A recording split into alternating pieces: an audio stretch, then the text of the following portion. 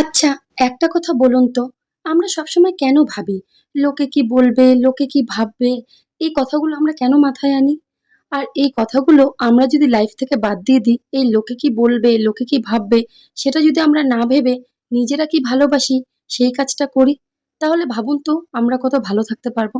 নমস্কার, আমি শ্রেয়া।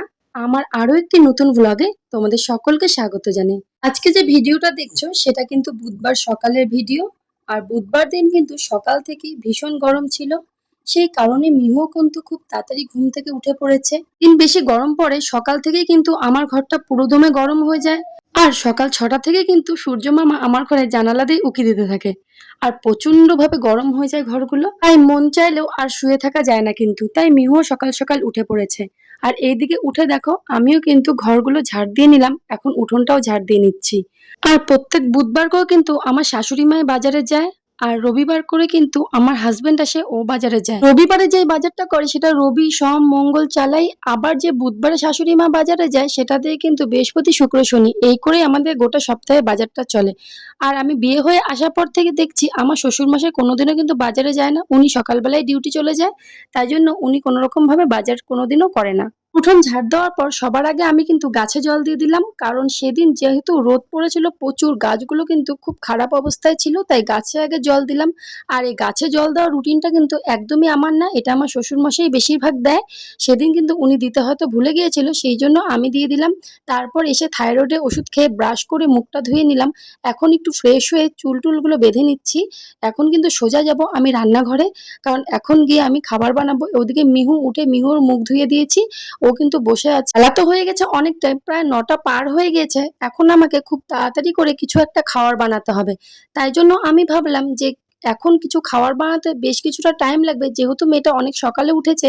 তো সেই কারণে ওকে কিন্তু আমি আগে একটুখানি ভাবলাম তাড়াতাড়ি করে চা বিস্কুট করে নিই, সেটার থেকে একটু ওকে খাইয়ে দিই আর আমিও খেয়ে নিই। এই চায়ের কথা তাহলে বলি, আমি কিন্তু চা একদমই খাই না। শীতের দিনে একটু শখ করে দুধ চা খেলেও গরমের দিনে কিন্তু আমি একদমই চা খাই না, তাই মিহুকেও কোনো সময় দিই না।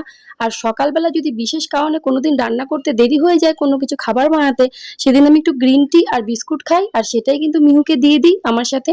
কারণ ও দুধ খেতে একদমই চায় না। সন্ধ্যাবেলা ওকে দুধ দিলে সকালবেলা ও কোনো মতেই কিন্তু দুধ খাবে না, আমি সেটা জানি ভালো করেই। আর ওই যে বললাম না, চা খেতে তো আমি ভালোবাসি না, তাই মেয়েটাকেও আমি আর খুব একটা দেই না। কিন্তু অনেকেই কিন্তু বাচ্চাকে লাল চাটা দেয়। আর আমি তো শীতের দিনে ওই গোটা বছর হতে দু একদিন শখ করে চাটা একটু খাই। এদিকে ওই দেখো আমি গ্রিন টিটা বসিয়ে দিয়ে আমি কিন্তু পেঁয়াজ আর টমেটো কেটে নিচ্ছি। একটু সকালের টিফিনের জন্য বানাবো ভেবেছি রুটি আর ডিমের ভুজিয়া, একদমই লঙ্কা ছাড়া। যেহেতু মিহু আমার সাথে খাবে, ওই আমার লঙ্কা দিলেও চলে লঙ্কা না দিলেও চলে। যেহেতু আমার শাশুড়ি মা খাবে না, তো সেই কারণে আমি লঙ্কাটা দিলাম না। আমার শাশুড়ি মা খেলে কিন্তু অবশ্যই লঙ্কাটা দিতেই হবে, আমার শাশুড়ি মা প্রচন্ডভাবে ঝাল খায়। চলো এখন আসি মেন কথায়। যে ভিডিওর প্রথমে আমি বলছিলাম লোকে কি ভাববে লোকে কি বলবে, সেই কথাটা আমরা কেন ভাবি। আর সত্যি কথা বলতে আমিও কিন্তু আগে ভীষণভাবে এই কথাগুলো ভাবতাম, লোকে কি ভাববে লোকে কি বলবে। কিন্তু আমি কিন্তু এখন একদমই সেগুলো পাত্তা দিই না। আমি দেখছি আমি ভুল করছি না ঠিক করছি, সেটার উপর আমি মেন ফোকাস করি। আমি যদি ভুল করি, লোকে যদি আমাকে দুটো কথা বলে, অবশ্যই আমি মাথা নিচু করে শুনে নিব। আর আমি যদি ঠিক কাজ করি তাহলে সেটা নিয়ে লোকে যদি কিছু বলে আমি সেটা পাত্তাও দিব না। কারণ আমার বাড়ির লোক আমাকে ভিডিও করা নিয়ে সাপোর্ট করে, আমার শাশুড়ি মা আমার হাজবেন্ড।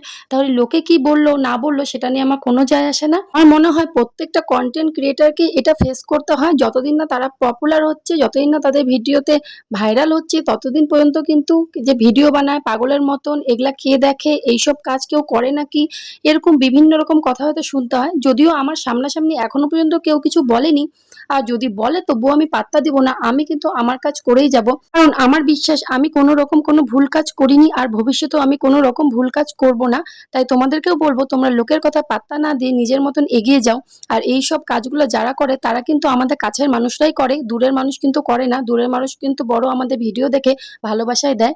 তবে এই দেখো তোমাদের সাথে গল্প করতে করতে রুটি আর আমার ডিমের ভুজিয়া কিন্তু রেডি হয়ে গেল। এখন আমরা সকালে ব্রেকফাস্ট করব। তবে আমার ভিডিওটা কেমন লাগলো অবশ্যই একটা কমেন্টের মধ্যে জানিও, ভালো লাগলে লাইক করে দিও। টাটা।